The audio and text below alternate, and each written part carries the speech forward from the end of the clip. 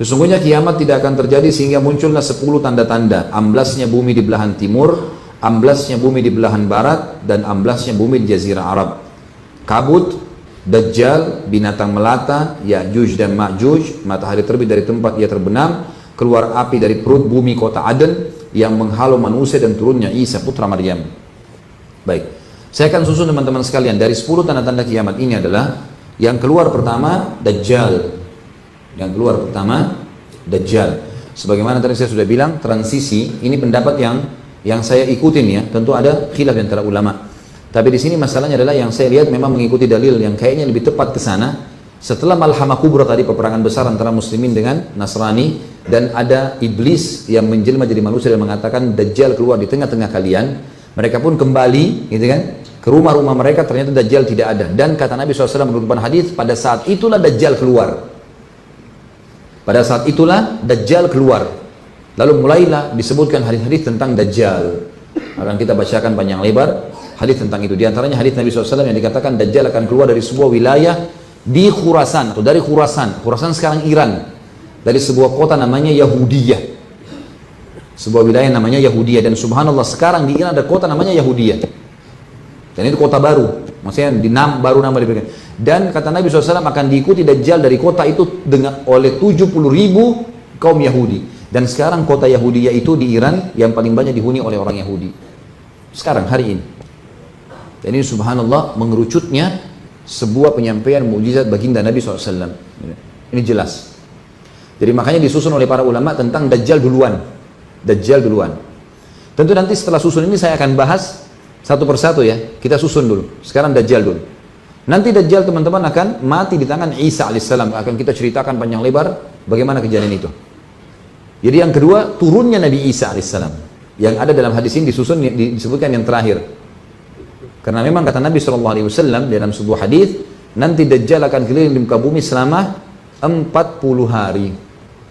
Satu hari pertamanya seperti setahun, satu hari kedua seperti sebulan, hari ketiga seperti sepekan, dan sisa harinya seperti hari-hari kalian.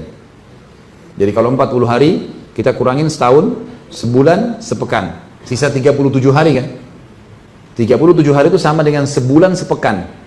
Sebulan 30 hari, sepekannya 7 hari. Jadi 1 bulan 7 hari. Kalau kita gabung, tadi kan ada setahun, sebulan, sepekan. Baik, sepekannya kita gabung sini jadi 1 bulan setengah kan? Tambah sebulan, berarti 2 bulan setengah, tambah setahun, berarti 1 tahun, 2 bulan, 2 pekan. Itu waktu yang dipakai Dajjal keliling di muka bumi. Dan bukan mustahil, pada saat itu mereka menggunakan teknologi. Mereka menggunakan teknologi. Karena tidak mungkin orang keliling dunia, kecuali dengan cara seperti sekarang. Kita tahu ada pesawat cepat. Bukan mustahil itu semua terjadi. Dan kita tahu sekarang, di belakang semua alat-alat perang, teknologi canggih, Yahudi di belakangnya sekarang. Mereka yang menemukan, mereka yang menjalankan, mereka yang melakukan. Mungkin dulu, beberapa tahun lalu kita masih belum kenal HP, mereka sudah pakai HP. Mereka sudah tahu. Sekarang mungkin mereka punya teknologi apa lebih canggih ini sekarang memasyarakat kepada kita. Jadi biasa. Mereka sudah jauh ke depan, gitu kan. Itu yang terjadi, yang dilakukan. Baik, nanti pada saat itu, pada saat Dajjal keliling di muka bumi dan membuat kerusakan, dia akan mengelilingi, gitu kan, seluruh, kata Nabi SAW, tempat-tempat di muka bumi ini tidak akan ada yang lolos sekecil apapun jalan itu.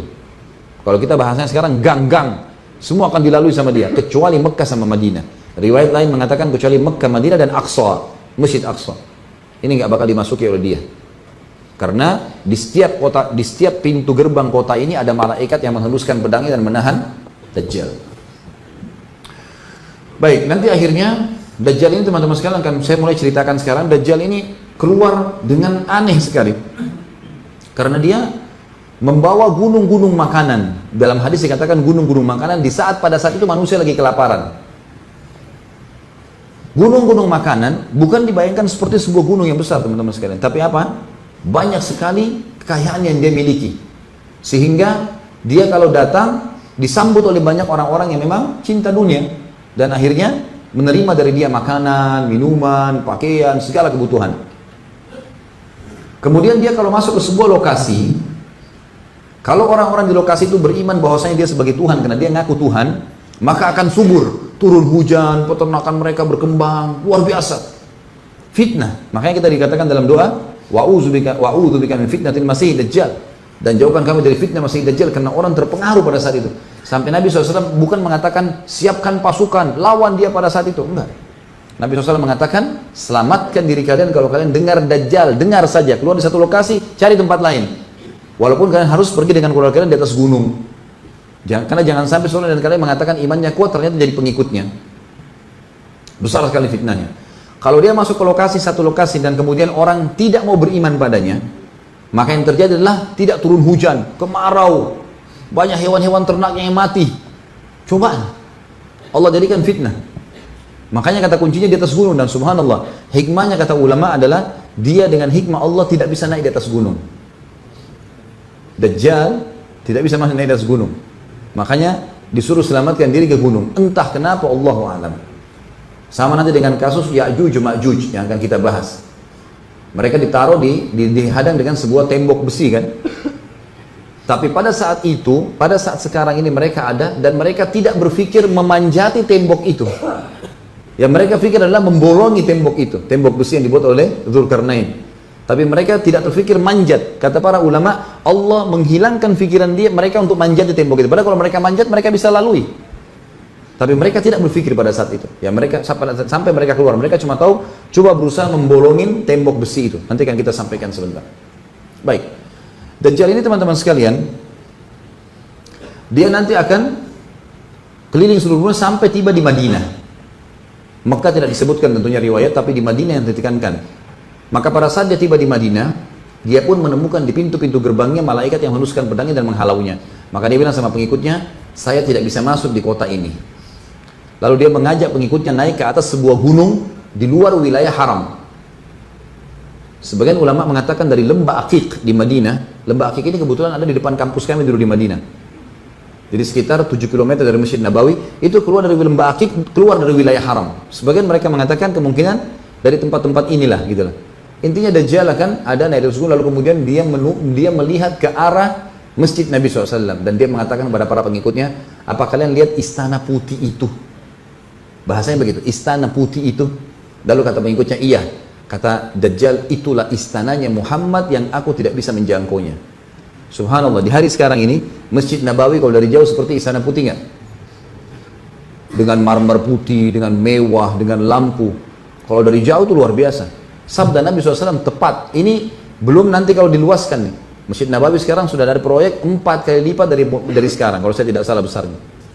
Jadi luas sekali. Saya sempat lihat dari salah satu teman saya orang Madinah gambarnya, itu 4 kali lipat dari masjid sekarang. Jadi luas sekali dan memang mewah sekali dibuat gitu kan, dengan marmer putih, dengan lampu, dengan segala macam hal. Nanti akan keluar seorang anak muda dari Madinah. Anak muda ini kata Nabi SAW adalah orang yang terbaik di zaman itu. Imannya luar biasa. Dan ini juga fadilah kota Madinah. Di mana Nabi SAW menekankan kalau iman itu dari Madinah dan dia akan keluar seperti biawak keluar dari lubangnya kemudian kembali lagi ke lubangnya. Sumber iman adalah Madinah. Artinya Madinah tidak akan pernah sesat. Ini tempatnya di sini. Nabi SAW mendapatkan kesempurnaan agama 10 tahun dan juga meninggal di tempat ini. Maka pada saat itu keluar seorang anak muda yang paling baik imannya pada saat itu. Luar biasa dia keluar, ditangkap oleh Dajjal. Lalu Dajjal mengatakan, saya Tuhanmu. Maka dia mengatakan, kau adalah Dajjal yang telah diberitakan oleh Nabi SAW. Apa sebabnya anak muda ini tahu? Karena Nabi SAW sebutkan cirinya Dajjal. Kata Nabi SAW, ketahuilah Dajjal buta mata kanannya dan Tuhan kalian tidak buta. Lalu disebutkan cirinya, Dajjal itu memiliki dahi yang lebar, orangnya berkulit agak gelap, ya, sawo matang, kemudian postur tubuh yang kekar, dan biji matanya itu yang rusak seperti anggur yang kering. Dan setiap orang beriman bisa membaca di dahinya tertulis kafara atau kufur. Semua orang beriman bisa bahasa Arab atau tidak bisa membaca itu tulisan kufur. Maka karena itu anak muda ini tahu apa yang terjadi. Kata Nabi SAW, lalu Dajjal membelah dua anak muda ini, menggergaji dari tengah kepalanya sampai ke kemaluannya sehingga terbelah dua. Lalu Dajjal lewat di tengah-tengahnya, terbelah dua, dilewat tengah-tengahnya untuk membuktikan seperti penyihir kalau ini adalah betul-betul terbelah. Semua pengikutnya bersorak-sorak. Lalu kemudian Dajjal berkata setelah lewatin, hiduplah, hidup kembali. Maka kata Dajjal, ya, Apa kau yakin sekarang saya Tuhanmu? Kata anak muda itu, saya justru tambah yakin kau Dajjal. Setelah itu kata Nabi SAW, dia berusaha bunuh anak muda itu, tidak bisa, Allah sudah jaga. Lalu anak muda itu masuk kembali ke Madinah, lalu Dajjal menyentakkan kakinya di luar Madinah sehingga terjadi gempa 3 kali, goncangan 3 kali di Madinah. Maka keluar dari Madinah semua orang yang ada di dalam hatinya seperti biji sawi dari kemunafikan. Semua munafik keluar dari Madinah, bersih Madinah dari orang-orang munafik, menjadi pengikut Dajjal. Lalu Dajjal pergi, meninggalkan Madinah. Dia mampir di sebuah lokasi, tapi tidak disebutkan di mana lokasi ini. Dia mampir di sebuah lokasi, lalu dia mengatakan kepada pimpinan lokasi itu, apakah sekarang presiden kah, raja kah, kepala suku kah, yang jelas pimpinan wilayah itu lalu berkata, saya adalah Dajjal, saya Tuhanmu. Orang itu mengatakan, mana bukti kalau kau Tuhan? Buktinya kau seperti saya. Karena Dajjal adalah manusia, dari manusia, bukan dari syaitan, memang dia dari manusia. Maka kata orang itu, kau sama dengan saya, mana buktinya? Dia bilang, bagaimana kalau saya hidupkan kedua orang tuamu? Percaya nggak? Kalau saya ini adalah Tuhan. Kata orang itu, kalau kau hidupkan kedua orang tua saya yang sudah mati, kau adalah Tuhanku. Kata Dajjal, tunjukkan di mana kuburannya, ditunjukkan. Lalu Dajjal berkata, keluarlah. Tiba-tiba kuburan kedua orang tua tersebut terbuka lalu keluar dan berkata, bicara, hai anakku, ini adalah Tuhanmu, ikutilah dia. Maka ikutlah orang tersebut, pengikut Dajjal, dan seluruh negerinya ikut. Dan Nabi SAW membongkar buat kita. Makanya kalau baca hadis jangan setengah-setengah. Di penutupan hadis apa kata Nabi SAW? Dan dua orang yang keluar dari kuburan adalah syaitan yang menjelma membantu Dajjal. Jadi bukan benar-benar keluar, itu sudah nggak ada, sudah hancur badannya, dimakan tanah, gitu kan. Tetapi di sini syaitan menjelma membantu Dajjal. Terus Dajjal membuat kerusakan di muka bumi, teman-teman sekalian, sampai akhirnya dia merasa dia adalah orang yang paling berkuasa, karena dia pun tidak menyadari kalau dia akan dikalahkan. Dia mulai menyebar di muka bumi sampai dia tiba di negeri Syam, dan dia tiba di wilayah Palestina. Dan di sana akan ada sebuah wilayah kota bernama Babulut. Saya subhanallah kemarin untuk Umroh Aqsa, saya sempat tanya, karena sekarang sudah dikuasai oleh Israel tentunya Palestina. Semoga Allah selamatkan dari jajahan ini. Maka yang terjadi adalah saya tanya supirnya, orang Palestina kebetulan, Masya Allah, dia sudah putih sekali, sudah berumur, tapi dia yang pemilik travel, dia juga yang membawa sendiri bus itu. Terus dia bilang, betul untuk jemaah umroh saya gitu. Saya tanya, lupa saya namanya Abu siapa itu hari, saya panggil, saya bilang, akhi, di sini ada nggak wilayah yang dijaga? Ada 2 hal yang saya tanya sama dia. Mana pohon garqat, gitu kan, yang ditanam Yahudi di sini? Ditunjukin sama dia, sampai saya suruh jemaah saya semua foto, itu pohon garqat tuh. Nanti kita jelasin masalah itu. Yang kedua saya bilang, ada nggak di sini di wilayah Palestina sekarang yang dijajah oleh Israel, ada kota nggak namanya Babulut? Yang saya tahu dari hadis, gitu kan? Maka dia mengatakan, kalau Babulut saya tidak tahu, tapi kalau ada istilah menggunakan Lut, itu ada. Sebuah kota yang baru dibangun oleh orang-orang Yahudi di dekat Tel Aviv, di dekat ibu kotanya mereka. Dan itu bukan mustahil. Saya pernah lihat cuplikan, disebutkan ini adalah kota Babulut yang dibangun oleh Israel, sekarang di Israel, yang akan dijadikan sebagai ibu kota.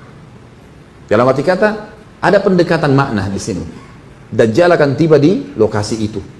Dan disitulah terakhir pusat dia berjaga-jaga. Waktu dia tiba di Babulut, teman-teman sekalian, teman-teman semua pengikutnya bersorak-sorak, dia adalah raja di dunia, nggak ada yang kalahin.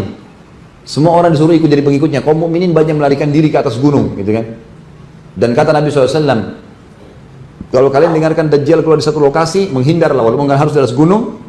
Dan kalau seseorang dengan kalian bertemu, ketahuilah Dajjal itu buta mata kanannya, rambutnya keriting, dan dahinya lebar. Sementara Tuhan kalian tidak buta, dan dia mengaku Tuhan, gitu kan. Kalau seseorang dengan kalian berhadapan, maka kokohkanlah, tegarlah. Yakinlah dan ketahuilah, disisikan tangan kanannya, karena dia akan ancam orang-orang muslim. Kau beriman sama saya sebagai Tuhan, atau kau akan saya lempar, pilih. Di tangan kanannya ada api, dan di tangan kirinya ada air.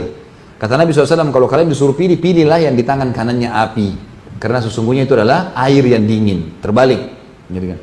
Ini sabda Nabi SAW. Hadis yang lain juga mengatakan, siapa yang bertemu dengan Dajjal, maka dia harus membaca 10 ayat terakhir dari surah Al-Kahfi, 10 ayat awal, 10 ayat akhir. Ada 2 riwayat, gitu kan. 10 ayat pertama Al-Kahfi dan 10 akhir ayat dari surah Al-Kahfi. Dan hadis Nabi SAW yang berbunyi, siapa yang baca Al-Kahfi di hari Jumat, dia akan selamat dari fitnah Dajjal. Termasuk juga kita harus membaca doa-doa di dalam sholat sebelum salam. Allahumma na'udzubika min adzabi jahannam, min adzabil kubur, wa fitnatil mahya wa mamat, wa fitnatil masiihid dajjal. Gitu. Baik, selanjutnya kata Nabi SAW, waktu dia tiba di Babulut, dia sudah merasa dia orang yang paling hebat, nggak ada yang kalahin dia. Pada saat itu keluar dari Madinah, dan ini tanda-tanda kiamat besar dua setelah Dajjal. Ini yang saya bilang tadi tidak disebutkan dalam hadis, tapi dimasukkan oleh ulama dengan riwayat yang lain. Keluar seseorang yang bernama Mahdi. Seseorang yang bernama Mahdi. Ya. Kata Nabi SAW, orang itu dari keturunanku, namanya seperti namaku, fisiknya seperti fisikku. Maksudnya rambutnya, alisnya, kulitnya persis seperti Nabi SAW, ciplakan. Tetapi akhlaknya bukan seperti akhlakku. Karena tidak ada yang akhlaknya seperti Nabi SAW. Sebagian ulama mengatakan orang ini tadinya tidak faham agama, lalu Allah mengubahnya jadi seorang yang faham agama dalam sehari semalam. Ringkas cerita, dia keluar dari Madinah, diikuti oleh 300 orang dari Madinah untuk dibaiat, diambil jadi setia bentuk pasukan untuk menyerang Dajjal. Dajjal sudah buat kerusakan di muka bumi ini, harus dilawan, jihad. Dia awalnya nolak, setelah dia dari Mekah, baru kemudian dia setuju. Keluarlah pasukan dari Mekah. Waktu itu semua muslimin yang pada saat itu ada bergabung. Lalu mereka menyusul Dajjal menuju ke Palestina, Babulut tadi. Pas tiba di menara, masjid Menara Putih, kata Nabi SAW, ya, menara berwarna putih. Dan itu sekarang Masjid Damaskus, Masjid Jami' Damaskus. Ini disepakati dengan namanya Masjid Menara Putih. Lalu kemudian sholat asar pada saat itu. Muslimin akan sholat dipimpin oleh Mahdi. Dan pada saat itulah tanda-tanda kiamat besar tiga terjadi. Isa alaihissalam turun. Isa alaihissalam turun. Kata Nabi SAW, Isa alaihissalam akan turun dengan memegang dua sayapnya malaikat. Kemudian dari rambutnya menetes saking basah dan suburnya sampai air seakan-akan menetes dari rambutnya. Alaihissalatu wassalam. Keluarlah Isa turun alaihissalam lalu bergabung sholat di situ. Lalu sempat Mahdi mempersilahkan Isa alaihissalam menjadi imam. Lalu kemudian Isa mengatakan, imam dari kalian. Dan kata Nabi SAW, dia adalah termasuk salah satu dari sekian banyak orang yang Nabi sholat di belakangnya. Itu di zaman Nabi SAW pernah Nabi sholat di belakangnya beberapa sahabat, diantaranya Abu Bakar, ya. Diantaranya Abdurrahman ibn Auf, dalam beberapa keadaan tentunya. Ya. Ringkas cerita, sholatlah. Habis sholat, maka Mahdi pun memberikan kepimpinan kepada Isa alaihissalam. Lalu mereka pun menuju ke Babulut tadi. Pas tiba di depan Babulut dengan pasukan muslimin yang banyak, pengikut Dajjal mengatakan, wahai Dajjal, ada pasukan muslimin. Dajjal dengan sombong mengatakan, bukain gerbang, saya yang lawan sendirian. Dia lupa ini, dia tidak tahu di sana ada Isa alaihissalam. Begitu dibuka pintu gerbang, Dajjal begitu lihat Isa alaihissalam di depan, kaget dia. Dia berusaha lari sambil kulitnya meleleh. Meleleh. Kata Nabi SAW, meleleh kulitnya, dan Isa alaihissalam mengejarnya sampai menjatuhkannya di tanah dan menombak di antara dua matanya. Akhirnya terbunuhlah Dajjal. Dan pada saat itu seluruh pengikut Dajjal menyebar di wilayah Babulut tadi. Dan semuanya, kata Nabi SAW, makhluk Allah berbicara. Dari pohon, dari batu, semua bicara. Dimanapun tentara Yahudi sembunyi, maka dia akan bicara, hai muslim, ini Yahudi, bunuhlah dia. Kecuali pohon Garqat. Dan sekarang pemerintah Israel menggalang penanaman pohon Garqat di pinggir-pinggir jalan. Bodoh nggak kira-kira? Udah tahu itu akan terbunuh. Kisah ini ditahu oleh mereka. Tapi sengaja mereka jalani, subhanallah. Mau milih itu, mau jadi ahli neraka. Na'udzubillah. Makanya saya bilang waktu bus lagi lewat, saya bilang sama supirnya kemarin, tolong ya akhi, lewatin kalau ada pohon Garqat, dilihatin sama dia. Pohon yang biasa, tapi rupanya pohon ini kalau tidak salah itu saya lihat tingginya sekitar 1,5 meter, nggak lebih dari itu. Dan dia merambak, melebar gitu. Melebar, gitu kan. Dia pohon yang cukup banyak duri-durinya, dan saya tidak lihat ada buah tentunya. Waktu itu sempat difoto, tapi kita tidak turun di jalan, cuma foto dari jalan saja. Ringkas cerita, antum juga tidak tahu pohon ini nggak masalah, gitu kan? Nah, karena Yahudi yang penting buat foto. Sampai dikatakan pohon ini pohon Yahudi, ya, pohon Yahudi. Kata Nabi SAW, semua akan bicara, hai muslim, ini Yahudi, bunuhlah dia, kecuali pohon Garqat, karena dia adalah pohonnya Yahudi. Gitu. Maka pada saat itu pun kata Nabi SAW, seluruh ya, wilayah di muka bumi pada saat itu akan masuk Islam, baik dengan kemuliaan atau terhina. Isa alaihissalam akan memasukkan mereka ke dalam Islam. Kalau tidak dibunuh, nggak ada lagi yang lain. Maka Isa dalam hadis lain dikatakan akan membunuh semua babi, akan menghancurkan semua salib. Pengikut-pengikutnya yang mengaku Nasrani semuanya mengikuti Isa, dan sekarang banyak sekte dalam Nasrani mengakui Isa alaihissalam akan turun. yang tidak mengakui Isa itu mati disalib, maka mereka mengakui seperti mana muslimin mengatakan akan turun. Makanya sering kita dengar di beberapa wilayah Eropa, oh di malam-malam tertentu, terutama malam Natal atau yang sebagainya, itu akan ada cahaya yang turun, Isa turun di rumahnya si fulan dan seterusnya. Tapi ini semua tidak benar. Kita punya data otentik kalau Isa alaihissalam turun nanti. Kata Nabi SAW, bagaimana bisa sesat umat ini di awalnya sementara aku ada, dan di akhirnya sementara Isa ada. Artinya awal dan akhir dipimpin sesuai dengan Al-Quran dan Sunnah. Isa alaihissalam akan berhukum dengan hukum Nabi SAW. Ini sudah kita bahas hadisnya. Kata Nabi SAW, kalau Musa atau Isa hidup di zamanku sekarang, niscaya tidak ada pilihan kecuali dia jadi pengikutku. Jangankan pengikutnya, nabinya sendiri kalau ada sekarang dia akan jadi pengikut Nabi SAW. Baik, sempat waktu di Palestina antara Masjid Aqsa, rupanya Syekh ada di atas tinggi tebing begitu, tebing gunung yang enak sekali, dingin, masya Allah, sejuk. Itu kalau dari atas kita lihat ke bawah, atau mungkin kita jalan keluar melalui jalan-jalan itu kita akan menelusuri lereng-lereng, jadi kayak tebing-tebing gunung gitu. Nah di lembah itu, di Aqsa di atas, di lembah ada lembah bawah itu menurut orang-orang Yahudi, saya ditunjukin sama supirnya bus itu hari, dia bilang ini Khalid, lembah ini dianggap lembah suci oleh orang-orang Yahudi. Kenapa? Saya bilang, memang situ banyak pemakaman, kuburan. Karena mereka yakin disinilah lembah nanti yang mereka dibantai oleh kaum muslimin. Lembah itu. Jadi mereka sekarang menganggap ini lembah suci. Siapa yang mati bisa dikubur situ luar biasa. Mereka kalau perlu bayar mahal, yang penting kubur situ. Jadi dibakar sama-sama di neraka. La haula wala quwata illa billah. Ada yang mau mirip seperti ini sama Yahudi? Boleh, silakan ke sana saja. Jadi akhirnya teman-teman sekalian, selesailah urusan Dajjal. Dan pada saat itu tidak ada lagi satu rumah pun, kata Nabi SAW, di muka bumi ini kecuali masuk Islam. Dengan kemuliaan atau dengan terhina. Artinya dibunuh kalau tidak mau. Nggak ada lagi. Maka Isa alaihissalam akan menyebarkan keadilan. Ada riwayat mengatakan 7 tahun. Ya. Ada beberapa asar juga ternukil mengatakan sampai 40 tahun Isa alaihissalam akan buat memimpin di muka bumi. Tapi kemungkinan 40 tahun ini masuk dalamnya nanti menghadapi Ya'juj Ma'juj. Tapi setelah Dajjal meninggal, 7 tahun dulu keadilan. Nggak ada masalah sama sekali pada saat itu. Adil, semuanya berhukum dengan hukum Islam. Nggak ada lagi, semuanya Muslim. Semua suku, semua muka bumi. Nggak ada lagi kecuali Muslim. Pada saat itu teman-teman sekalian, dan ini ada kisah sedikit berhubungan dengan masalah orang-orang Yahudi ya. Kisah nyata, sedikit saya selipin masalah ini. Di Amerika, di kampus, dia sekolah, dia kuliah sama satu orang Yahudi. Orang Yahudi ini, orang Muslim ini kebetulan bilang, sekarang kalian menjajah negeri kami Palestina, negeri umat Islam. Kalian ambil, kalian rampas segala macam. Kami mungkin belum punya kekuatan, tapi ada hadis Nabi kami yang menjelaskan kepada kami tanda-tanda kiamat. Kami akan memerangi kalian nanti. Dan kami akan membunuh kalian, serta kami akan merebut kembali Palestina. Sampai kalau kalian sembunyi di atas batu atau di bawah pohon, batu pohon itu akan bicara, hai Muslim ini Yahudi, bunuhlah dia. Apa kata Yahudi itu sambil ketawa? Benar, kami juga tahu hadis Nabi kalian itu. Tetapi yang akan memerangi nanti kami bukan orang kayak kamu. Orang-orang Muslim yang sholat subuhnya seperti sholat Jumat. Yahudi tahu tuh, kapan kita bisa menang? Kalau umat Islam sholat subuh di masjid seperti Jumat, penuh. Merasa itu kewajiban. Sholat yang berat, orang tidur, orang malas.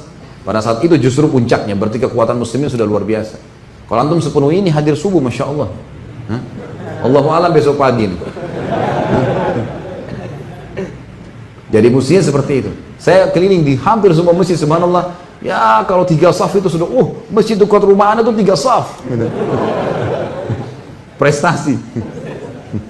Padahal luar biasa masih kosong gitu ya. Mayoritasnya muadzin sama imam. Tambah 3 orang lah. Ya. Maka ini harus diperbaiki tentunya. Bukan kita ikuti Yahudi itu, tapi memang agama memerintahkan kita. Apalagi sholat subuh teman-teman sekalian. Karena kata Nabi SAW, siapa yang sholat subuh berjamaah di masjid, dia akan di dalam lindungan Allah sampai besok pagi lagi.